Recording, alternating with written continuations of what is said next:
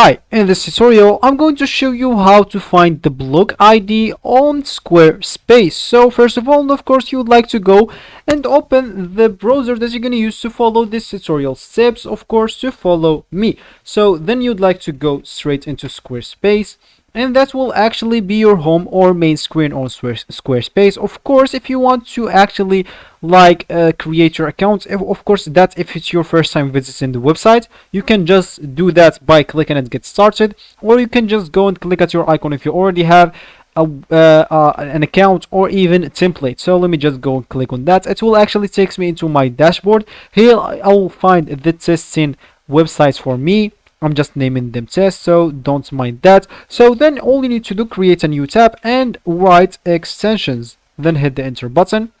Here you would like to click at the first link. So here in the search box, I would like just to write Squarespace.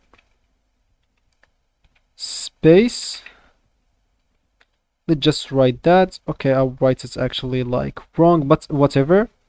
So let me just look for it exactly, and I'm going back.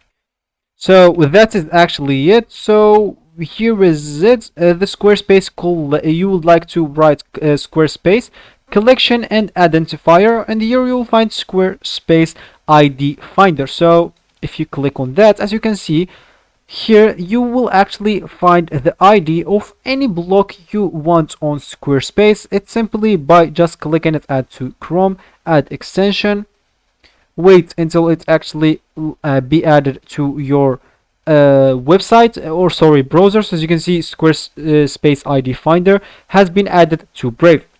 So now you would like to go here to your dashboard, click at any website you want. So let's just click at the extensions here, like pin this, so we will have it here. Then I'll just go here and click at edit. So here all I need to do, just go and click at our extension. So let's just go and click on that again, or let's first of all try to edit something here. So let's just add a block, maybe add maybe a button. Let's just double click at this button, and the link should be wgoogle.com. okay, like that.